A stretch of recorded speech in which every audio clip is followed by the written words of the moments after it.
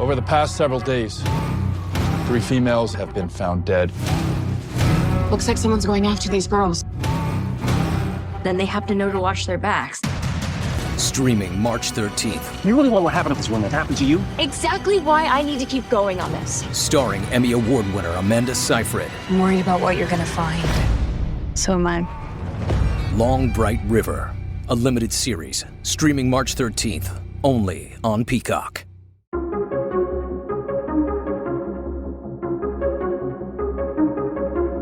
Hey everybody, welcome back to the Reclamation Podcast, where our goal is to help you reclaim good practices for following Jesus. Today is episode 246, and I have the very distinct privilege and honor of introducing you guys to one of my teammates. One of the guys that I work with at the church is this amazing leader in the kingdom. His name is Dusty Sturk, and he cares deeply and passionately about helping you reclaim good practices to following Jesus through worship.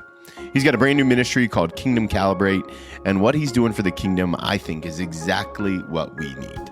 You're going to love this conversation today. We talk about what it means to live in intentional community. We talk about dying to self and what it means to move further in our expression of worship. Such a life-giving and great conversation. I know you're going to love it. Do me a favor, guys. If you do love it, hit that subscribe button anywhere you listen to podcasts. Leave us a review on iTunes. And, anytime you share the episode, I just am so appreciative. So share this episode, tag me, tag Dusty. Let us know what you think. We love to get your feedback. I'm thankful for each and every one of you and the way that's God working in us and through us and just with all the people doing all the things. So without any further ado, let's jump into our conversation with Dusty Sturk. Dusty, thank you so much for agreeing to be on the podcast today. Really appreciate having you on. Yeah, man, thanks for having me. I'm really excited to talk about whatever it is that we want to talk about. Well, I should give this disclaimer first. Dusty and I serve on the same team at Centerville Grace, this beautiful church in Centerville, Ohio. And Dusty, how long have you been on the team? So I started, I was informally on the team, not on the team, but I started working with the church in November, actually through Kingdom Calibrate. And I think I went officially on staff starting in like February. So only a little over a month and almost a month and a half now. Yeah, and I just officially came on the staff at the church, and we both serve there in limited capacities and doing other ministries as well. But I was there probably a month before you were, maybe 2 months before you were. I think I got there in September. You got there kind of with Kingdom Calibrate in November. So I appreciate you coming on so that I'm not the new guy anymore. Absolutely, man. At this rate, we're going to have another new person in another month and a half. So. Well, the Lord's moving in crazy ways. I absolutely love it. One of the questions that I love to ask people kind of from the 30,000 viewpoint perspective is how would you define the calling that God has placed on your life? You've done a lot of different things from worship leading to you've got a master's in theological education. I mean, you've done a lot. What's your calling? Yeah, man, that's a hard question to answer. I feel like my calling has been more and more just to learn to die to myself. Like if I put it at the basis level, it's to die to myself and to, kind of, kill my own desires that come from a place of, ego and selfishness. And, even stepping into ministry for the first time when I started that, 15, 16 years ago, however long that was a call in my life against everything I wanted to do because there was not a piece of me that thought that going into ministry sounded like a fun vocation. Or even a fun calling. And, like people say that's how it's a calling and not just something you desire to do. Because I honestly had no desire to do it whatsoever. It's like serving people is not the way that my mind is wired. Being around people in community is not the way I'm wired. So everything about my calling has been an exercise in dying to myself daily. Well, let's dive down on that a little bit because I think that there's a lot of people listening right now who are like, okay, Pastor Dusty, I hear what you're saying, die to myself, but what does that look like on a random Friday in suburban Ohio? Oh my gosh. To be honest, man, for us, it really looks like probably having people over when I would much rather just have a night to myself. And, I don't want to mean that that's like ministry martyrdom or anything like that, but it's, there's callings in our life that God gives us that goes very much against what we would rather do. And I think we find the same thing in our marriages. We find the same thing in how we raise families, where it's like the right thing is typically not the thing that I feel like doing in the moment. So, learning how to live sacrificially with understanding that God wants his best for me and I need to submit to that is a hard thing, because my Friday night would be like, man, I'm going to go downstairs. I'm going to just, not be around people. I need to recharge my batteries because I'm seriously an introvert at the core. And instead, we typically spend a lot of Fridays, like there's hardly a night where we don't have people around us, because we have learned to really live into this community mindset, because God calls us to be around people and to pour into others instead of just pouring into ourselves all the time. So there's probably people at our house almost any given Friday night. That's almost what our life looks like consistently now. And it's been a huge blessing, because I've learned a ton in giving up my own desires for the sake of something that's better and healthier for me. And I've seen spiritual development come out of that. You and Nicole, your wife, are probably two of the most inviting, hospitality-driven people I've ever met. Although, if I can be honest, she seems like much more the extrovert than you. How do you guys live in that tension?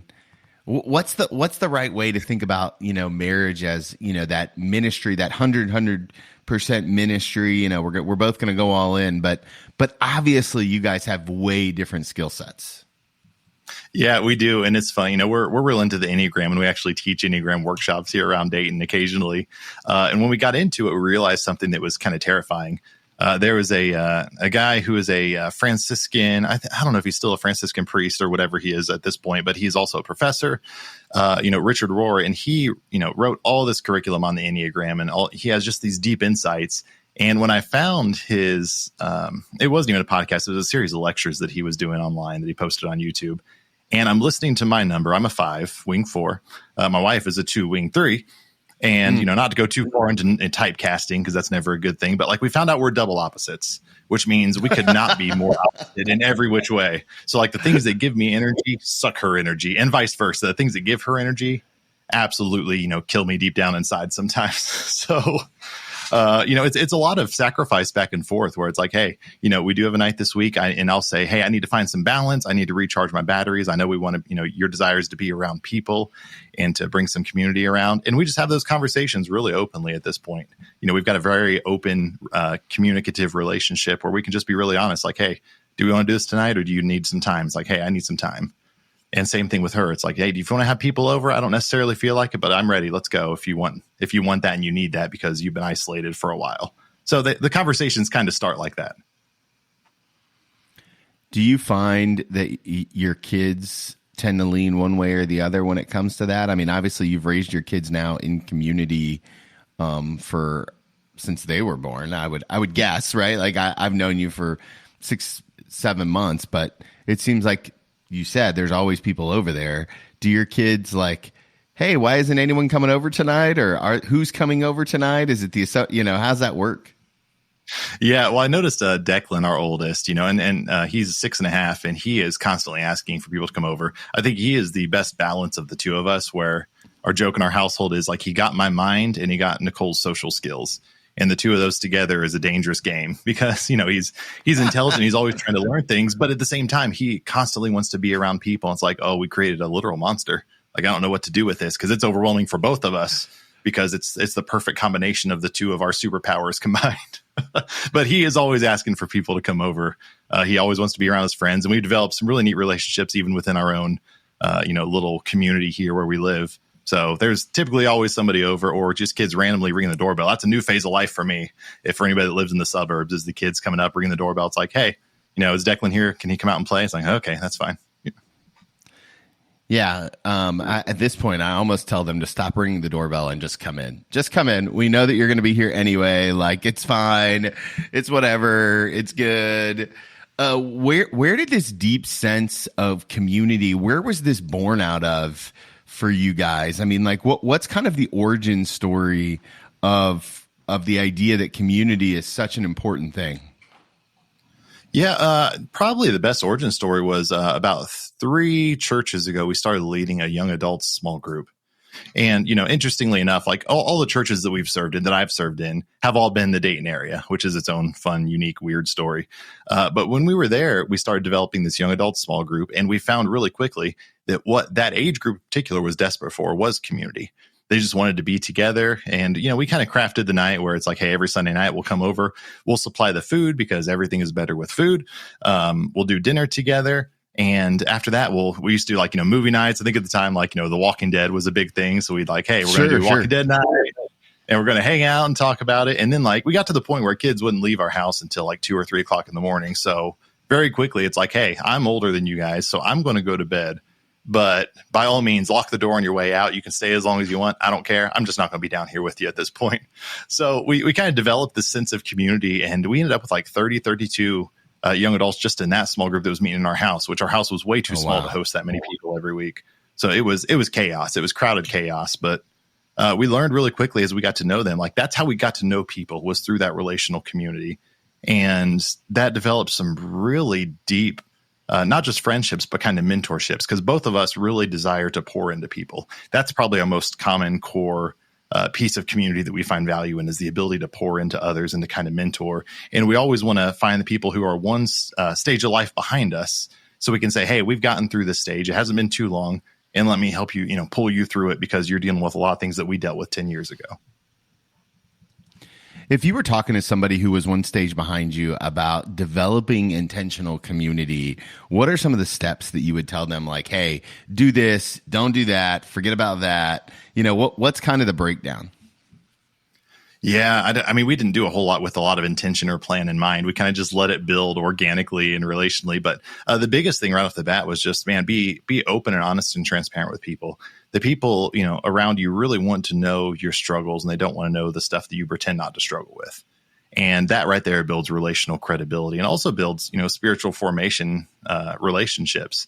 When I can be really honest, say, hey, here's what I struggled with for years and years. I see that you might be struggling with this right now. That unlocks something in people that's a very permission giving thing, where it's like, okay, the person that, I'm looking up to, or the person that, is on staff in this role is, not just perfect, but incredibly far from perfect. And once people understand that, it takes away that tension. It takes away that weirdness that sometimes people have around anybody that works in the church. That. Where they feel like they have to edit, everything they say. And it's like, oh, is that okay? It's like, it's fine. Listen, God will take care of that later. But we have to learn to live in this way where our lives became an open door to others. And we had to put some boundaries on. So in the do not category, I'd say, you need to figure out where your boundaries are going to be, because you can't live your whole life, especially when you do, have a little bit larger family, if that's where you end up down the road. You've got to have some boundaries on, like, hey, we need nights to ourselves. And as much as I want to say, man, we have an open door policy at our house. Like, we've had people live with us for different seasons, and that's fine. We just have to put our own, time constrictions on that, because if you give all the time, too much of a good thing, what do they say? Too much of a good thing can turn into a bad thing. And all of a sudden you find yourself out of balance doing things that you feel like God's calling you to do. But when it stops being healthy, you have no margin in your life anymore. And then you can't grow anymore spiritually yourself. I love that idea. I think finding the right balance and finding the right boundaries. Do you think, and I'm just spitballing here, right? Do you think everybody is called to community in the Christian life? What's kind of your theological stance on that? I know you're somebody who loves some good theology discussions. I am. I would, I think there's lots of different ways you can define community, and how large of a group do you have to call it community versus, do you just need somebody else, there's a deep relationship in your life. I think at least two, right? You and somebody else at least is the baseline bottom definition of community. But, when I read through Acts and, read what the early church looked like, like Acts 2, I was, I think 42, where it's talking about, the people were living their lives together. They weren't just going to church together. They were living their lives together. And that's where I kind of center my theology around, because to me, that's more important than going to church together. And, my job is to serve, a lot on the weekends. I have a role within that's a large role to play, but that's not the most important part of what we do. The most important part is for us to live our lives together. So if you live your life with anybody, take the local church out of the equation. What does it look like to live your life with people? You're going to things together. You're eating meals together. You're hanging out together. You might be going to another kid's sporting event that's not your kid, but you want to be there to support them, because, that's what community support looks like. Just 2 nights ago, we went to a play that was, some good friends of ours, some of our best friends. It was their daughter that was in the play. And it's like, yeah, like our kid's not in anything right now. He's 6.5 and he doesn't like anything except watching YouTube. We'll talk about my parenting skills later, but amen. It's like, we'll go there and support that. And like, like I want to cheer her on, like, because we treat them like family, because to us, they are family. So what have you learned about God in that intentional community? Like, what has that been kind of this, obviously there's a reason why you keep doing it, because it's not easy, it's not cheap, it's messy, right? And yet, for some reason, you keep coming back. So either A, you're a masochist and you just enjoy the pain of it, or B, God's clearly revealing something to you. I think it's probably B. What's he revealing? Yeah, it's mostly B, maybe with a tiny bit of A sprinkled in there. Like for me, and this probably hits me more because of my personality, like going back to that Enneagram 5, it's like, I don't need people in my life, period. Like I'm the person who could go and live in the woods and be a hermit for the rest of my life. And that actually sometimes sounds pretty good, right? Like I'm not the greatest at keeping up with friendships because it's not how I'm wired naturally. I just don't need people in my life. So there's been this piece, we going back to the die to yourself thing, where it's like we are designed to have people in our life. So that's something that needs not to be corrected, but that's a place I need to grow. I call it, that's my growing edge, is to always force myself to find community and to make sure I lean into that, because I know I am very weak in that area, right? Because I am just an isolationist at heart. I think when COVID happened, it was like, number one, it's like, man, I'm like, we can't be around people for a while. And Nicole really struggled with that for a season. And deep in my head, I'm like, okay, this is my time to shine, just with how I'm wired. It's like, I don't need to be around people for a while. And, now we're not going to be for 6 months and see how that goes. Like I was perfectly fine with that. Nicole struggled greatly because she's just wired very differently than I am. And for her, her growing edge is she needs to know how to take time to herself and by herself, because you spend so much time pouring into others that you never pour into yourself. And, that's the other dangerous edge of that same conversation. But God has shown me that, the Christian life is meant to be done within community. However we define it, you need people to be in your life to call you out on healthy things, to give you accountability, to help build discipleship within each other. I need people looking at my life and somebody who can be honest enough to say, hey, this looks like this is out of balance. And, if I'm just by myself all the time, like nobody's going to be able to call those things out. And I start making all my own rules, and that's a dangerous place to be. Right. So I just know that I need people in my life, period, for every single reason. And sometimes sometimes when I really don't want to, that's the time I really need people in my life in that season the most. This episode is brought to you by LifeLock. During tax season, your personal info travels to a lot of places, between payroll, your tax consultant, and the IRS. If your W-2 gets exposed, that's just the ticket for identity thieves. That's why LifeLock monitors millions of data points every second. If your identity is stolen, they'll fix it guaranteed or your money back. Don't let identity thieves take you for a ride. Save up to 40% your first year. Visit LifeLock.com/podcast. Terms apply. Yeah, I love that. You mentioned COVID, and you're a very talented musician. A lot of your ministry happens on the platform. What was it like for you as someone who went from a very large church in terms of like full crowds every Sunday, prior to coming on staff at Centerville Grace, you were in a much larger community. You went through COVID in that community. Talk to me a little bit about that experience and what it was like for you to kind of go from, leading people to this sacred time with Christ in large community, and then leading people to sacred time with Christ through cameras. Yeah, that was a whole different world. I feel like when COVID hit, every single week we were getting together with our staff team over Zoom and figuring out, okay, what the heck are we going to do this week? Because at the time, when COVID first happened, it was like literally week to week between governmental regulations that were coming, for us out of Ohio through the governor's office. And then there was the national stuff as well, and trying to figure out, okay, this week we can have a group of 20 people. Next week, we're not supposed to be in person at all, and we're going to be just cameras for 3 weeks straight. And then we're going to reevaluate. So every single week was a different challenge, right? It was like doing a church plant where the church plant changes from week to week and you never know quite what you're doing. So like to me, there was a lot of challenge in that, and I thrive on challenge. I like, solving problems. So there was a piece that was kind of fun. It's like, okay, this is going to be a new week. We're out of the routine.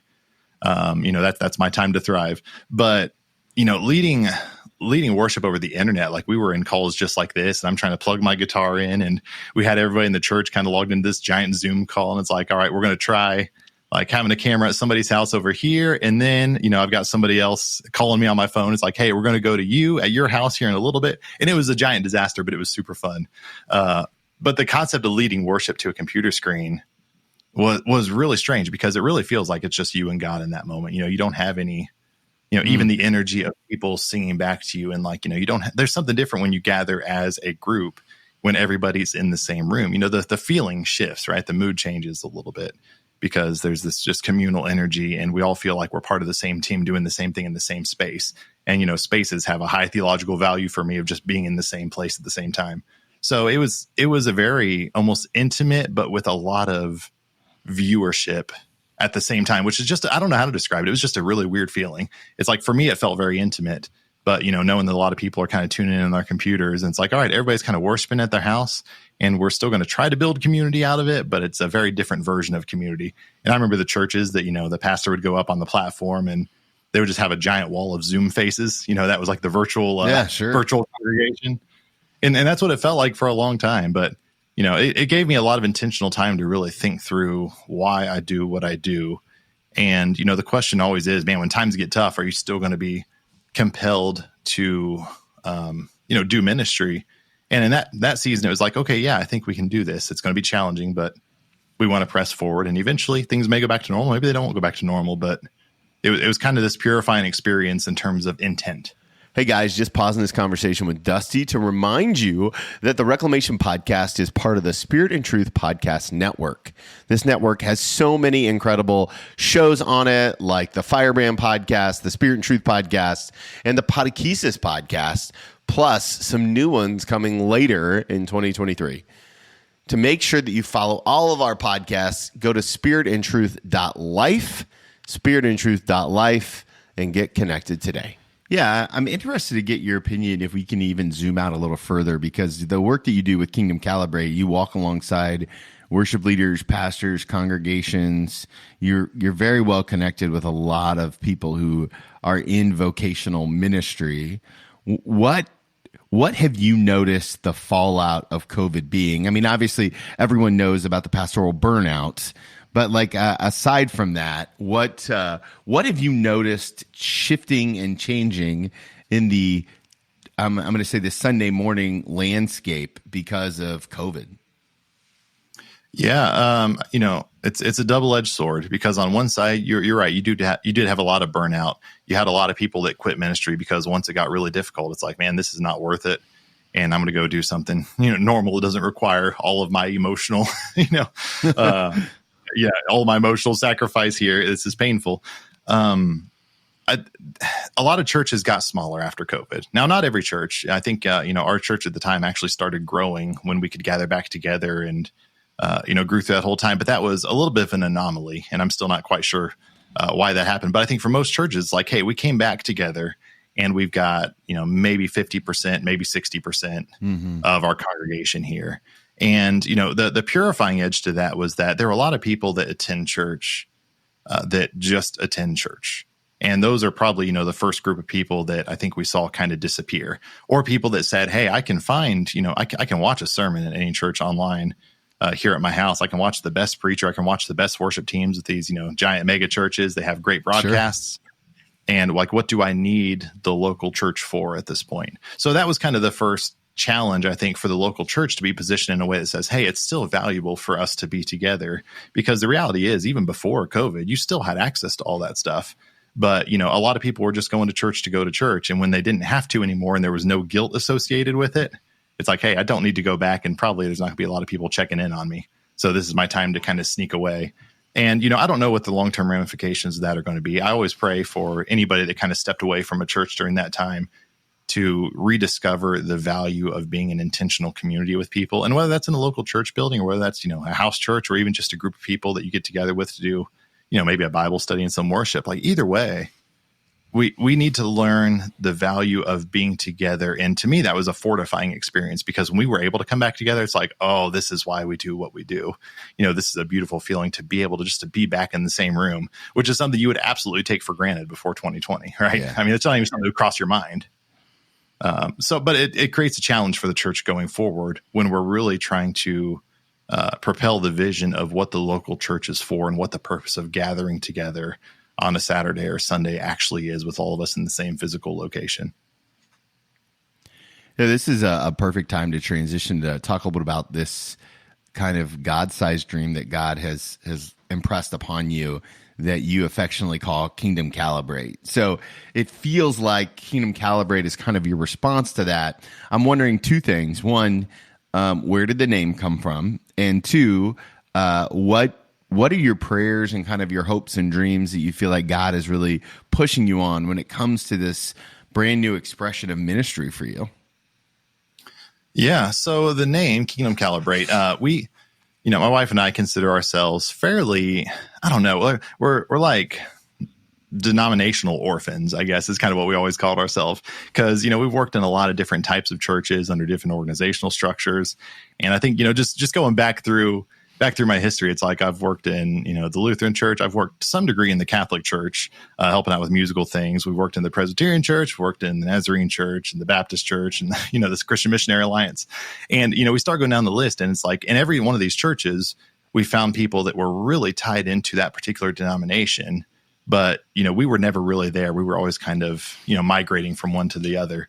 So when we tried to think of a name for this kind of non-denominational ministry, the word kingdom had to be in there, because to me, I grew a little bit tired, and I'm still a little bit tired of people that put all of their energy into their one particular expression of denomination that they serve in, right? Because to me, this is just the way I'm wired. I don't want to talk about what is our particular denomination doing in the world. I'd rather talk about what is God's kingdom doing in the world. And all of our churches and denominations are different expressions of how God uses us to fulfill that kingdom. So to me, the word kingdom had to be in there, because we're all about just the kingdom mindset. I want to know how all the churches fit together in this beautiful tapestry of, how God is bringing his kingdom forth on earth. And every church plays a role within that. So I don't want to minimize the value of that and say, hey, we don't have a reason to have all these.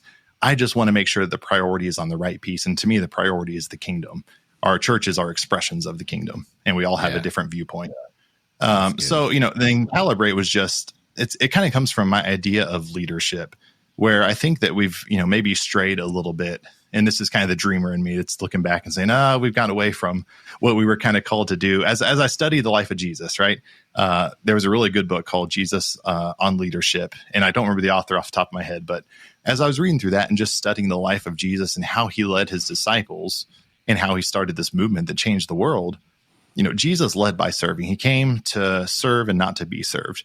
And that's a piece in scripture that has always really stuck with me. And as I've looked at kind of what we pursue in churches, the dark side of churches is, we kind of tend to pursue, larger congregations, and we try to pursue, hey, I want to work my way up the hierarchy. And for a long time, I was that way. It's like, man, if I can hop from this church of 200 to this church of 500 to this church of 1,000 to this church of 2,000, eventually I'm going to end up where I want to be, which is the biggest church possible, to have the biggest platform, and we're going to record music, and that's the shadow side, right, of my own personality. Sure. And Jesus did not lead that way. That's the very human side of how we run ministry as an organizational structure here on the earth. And I want to go back to this idea of we lead by serving others, because Jesus led by serving others. So if we just go to serving people, what does that look like? And to me, that's where the word calibrate came from, is we need to recalibrate to the original meaning of what it is to pastor, to serve, and to be a part of what God is doing here on the earth. So that's how Kingdom Calibrate came to be. And we kind of just landed on that as a name. I've got to remember the second question, because that's my ADHD brain. What was the second part of the question? No, that's good. I have a real bad habit of what's called stacking questions, where I ask two in a row. So I'm trying to get better at it. So thank you for asking again. Yeah. The second part of the question is the calling of the ministry itself. So obviously you want to be kingdom minded. You want to recalibrate leaders to be more like Jesus. But how do you see this ministry serving the greater Big C church? Yeah, and it does go back to that Jesus-centered model of leadership, where we kind of do three things at Kingdom Calibrate. We there's a coaching piece to it where, I want to give encouragement to people who are in those positions, because in a worship ministry in particular, it's a technical ministry. It's all based around a technical skill set. And the danger of a technical skill set ministry is a lot of times you get people who are really good at the skill set, but may not have any kind of pastoral heart in mind. It's like they can fulfill the function. And a lot of times, as churches, if we're desperate to find somebody, we'll find somebody immediately who can fill that function a lot of times, whether they have a pastoral heart or not. So what I find a lot in these technical skills-based ministries like worship is we'll find the person, but they have the skill set, but they might not have the right mindset, or they might not have the right heart behind it. So that's a huge piece of what I actually want to build with them is the heart. So I do a lot of coaching, a lot of one-to-one Zoom calls, things like that, where we can just talk together and say like, hey, how are you running your ministry? I'm going to help give you tools and give you support and encouragement behind that. And like, here's what I have seen working in different churches and different expressions. We're going to figure out how to make that work for your people. But I want you to be able to not just build your own leadership, but to build other leaders around you. So that way, you're not going to burn out within 3 years like a lot of them do. Right. So that's a huge piece of it. But we kind of developed this curriculum that we call LEAD. And this is what we take people through. And it's, the L is for leadership development. The E is all about how to equip people through building healthy systems. A is activate, which is how do you actually incorporate these models on your worship team. We do a lot of one-to-one meetings to figure that out and vision casting strategies for our worship teams. And then D is just the discipleship piece. And that's the huge piece of like, how do you actually make this work and develop spiritual formation on your teams in a way that people can grow in their own leadership skills. So that's kind of where we start when we start working with churches. Yeah, I love that. I think that there are a lot of people who are listening right now who are in the churches on Sunday morning, and they see the worship team and they see all these talented musicians and they see all these people that can clearly sing and are that look like they're spirit filled and like they're just in it. They're kind of they're probably doing the one-handed kind of way, kind of move back and forth, kind of swaying thing. But they don't feel like that's them, right? I want you to talk to the guy who's an engineer who works at the Air Force Base, who like, man, I love Jesus, but I don't get into worship like you guys do. Do I fit? What kind of message would you give them? Yeah. Two sides to that. Number one, I'd say, man, however you express your love to God, if your heart's there, that's what matters at the end of the day. We're not looking for an exercise in emotionalism or expression. We're looking for a heart that's willing to pursue what God desires for them and who's willing to just give up and sacrifice themselves to worship God, because that's what worship is. It requires a sacrifice of ourselves to approach God, because at that point, it's not about us. It's all about him. So I get the mindset, and oddly enough, I'm that same mindset. That is my default mindset. I'm that person that typically would walk in the back of a church, sit in the very back pew in the corner so I can watch what's going on. And, I'll sing along in my head and think, man, these are really good, deep words. But I'm not going to raise a hand, or at least that's how I was a few years ago. So, I've lived that life for a long time.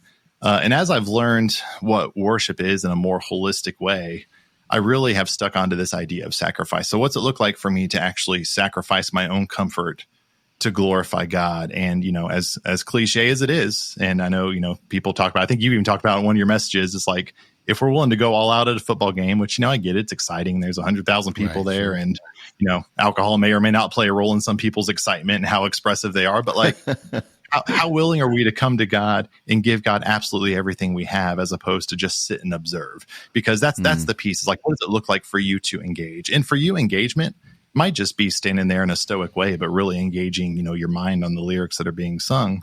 But I believe there's always something more when it comes to what can I sacrifice in my own comfort to give God the glory that he is due. And usually that requires something that is a little harder for me than just saying, this is just how I'm wired. The same thing we do when we typecast based on Enneagram numbers. We say that's just how I'm wired. And we kind of fall into that excuse, which is a little bit of a trap, because that means there's nowhere for me to grow and I don't have to grow, because that's just the way the good Lord made me, right? Oh, I think that's good. Do you got any advice on how to grow a little bit, or some intentional practices to help you grow? Is it having people sit up front? Is it like getting around your crazy charismatic friends? Is it what's the right way to move from the back pew to full engagement? Yeah. So, I mean, the first place I start is start by reading through the book of Psalms. Just if you want a good Bible exercise, start by doing that and really, isolate in on how David writes when he writes about his passion for God. And, even getting all the way into Psalm 150, where it talks about what worship of God really looks like. I mean, it's kind of this loud, it's funny. It's this loud, boisterous thing in scripture. Right. And, we've gotten pretty far away from that in our churches, where it's like, we want it to be this nice, quiet, controlled environment where, no one's ever pushed too much out of their comfort zone. And, it's all the songs I really love to be sung in all the right ways. And the message only goes, 22.5 minutes. That way I can get out and get on with my life. And, there's just a bigger sacrifice there. So like the first place I'll start with people is try something. I don't care what it is. Just do something that's outside of your natural comfort zone. So for like a stoic person like myself, it's like, maybe it's just to get the sway, right? A little bit of sway. That's fine. Maybe it's just raise a hand. We do what's called I think it was John Acuff when he wrote his book, what stuff Christians like. It's like, maybe it's the bread basket where you're just kind of holding two hands like this. Yeah. It's all about like these sound really goofy, but these are ways that we actually practice spiritual formation in our lives, because we actively give up something, which is our comfort, which is one of the things that we hold on to the most.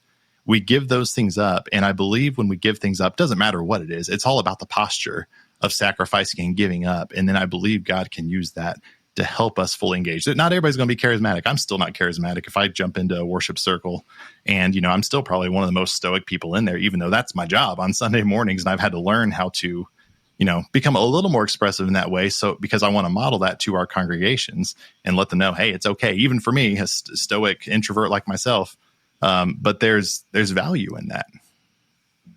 Yeah, I do the move that I affectionately call the heartburn, where I take my right hand and I put it over my heart, and then I do the left hand in the air, like, somebody please save me because I just ate that lasagna and I'm dying right now. I'm not 20 years old anymore. That one hurts. Okay, I have one more question to ask you, but before I do, I know that people are going to get connected with you and with Kingdom Calibrate. Where is the best place to learn all things Dusty? Yeah, so you can go to our website, www.kingdomcalibrate.com. From there, you can see the ministry models that we use. We're building active curriculum, and we're getting ready to start our podcast as well that will be built along with that curriculum. That you can email me, dusty@kingdomcalibrate.com. And for any church that just is interested in exploring concepts like, hey, how do we start to build a healthy culture on our team? How do we start to give our worship ministry some support from the outside, because felt like they've been doing this thing alone for a long time. Reach out to me. I always do, kind of freak, we call them exploration calls, right? Where it's like, just tell me about your church and tell me how we can support it. And there's a lot of free stuff that we do that doesn't cost a dime. And I want to give as many resources to churches as possible. And then there's some things that we do a little more intentionally that are more like, memberships. Like, we're getting ready to start our first series of worship leader cohorts, which is the purpose of us all getting together over Zoom and actually being able to pray for one another, encourage one another, and learn from one another in these really neat accountability circles and discipleship circles. But the first step is just to reach out, man. If you've got any questions about how to do this or even what that looks like with your team, just email me. We'll set up a phone call, and I'd love to talk to you about that. That's awesome. And I'll tell you guys, from my personal experience, Dusty just does an incredible job of changing mindsets of the people on your team and building culture. And so I can't endorse him enough for all of those reasons. And he's a really talented musician. So, okay, last question I always love to ask people. It's an advice question, except I get to take you back to the very specific season in your life. And I want to take you back to your very first Sunday leading worship as the guy, the front guy, If you could go back to that younger version of Dusty, sit knee to knee with him after worship, right? He's come home, he's ready for that post-church nap, but before he takes the nap, you pull up a chair in front of him, you sit knee to knee, you hold his hands, you look him in the eyes. What's the one piece of advice you're going to give him? Yeah, that's a hard question. Well, it's an easy question, but it's emotionally difficult to answer. I would look him in the eye, look myself in the eye, and say, listen, it is not about your talent or your skill set. Your identity is not founded in what you do and how you serve the church, right? And that's a huge piece, not just with me, but with musicians across the board, because when you spend your whole life learning a skill set. I mean, practice 3-4 hours a day in little practice rooms. I mean, you literally sacrifice your life to learn a skill like that. Went to undergrad college for it, and just worked to try to make sure that, I was going to be the best at what I did, because I found all my value in what I did.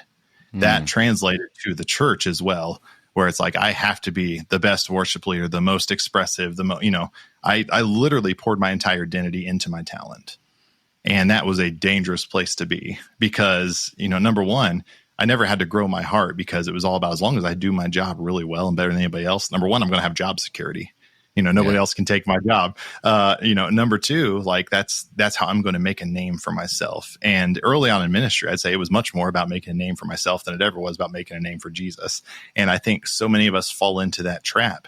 That's the one thing I would coach myself out of, because it took me a long time to die to myself and learn that, where I could stop caring and hit a wrong note, I'm going to go home and I'm going to think about that for the next 4 hours on a Sunday afternoon. And my Sundays were ruined all the time, because all it took was one thing to go wrong, and it was off. The whole thing was done. It was wow. Oh man, it was terrible. You just end up very depressed and isolated in that, where you're constantly trying to make everything better, but for all the wrong reasons. So I would look at myself again and just say, man, your identity is in who you are in Christ, and it's not in what you do. Because the reality is, for all of us, man, at some point, you're probably not going to be able to do it anymore. At some point, our age or our health limitations, something is going to happen where you're not going to be able to do things the way that you once did. And where are you going to be when that happens, if you're putting all of your stock in the wrong area? So it's all about our identity with Christ and who we actually are in him, aside from any kind of ability that we possess. Yeah, that's good, man. I love it. And I appreciate your honesty and your heart. So, Dusty, obviously, I love you, man. I'm so thankful for what God's doing in you and through you, and so thankful to be on the team with you. So thank you for being so generous with your time today. Absolutely, man. And I feel the same about you, and thank you for having me. It's really a pleasure. Guys, I'm so thankful for that conversation with Dusty. I love his heart. I love his desire to just follow Christ more closely. And, the wisdom that he gave himself at the end, the advice question about it's not about you, I think that has been something that I just continually see over and over again in my own life. So, such a gift. Hey, if you found this conversation to be a gift, make sure that you share it with a friend, somebody who you can tell about worship, and maybe somebody who can hold you accountable to leaning into that next level of uncomfortability. Guys, I'm so thankful that you take the time to listen to these podcasts, and that you're part of the Reclamation community. And remember, guys, if you want to follow Jesus, you must be willing to move.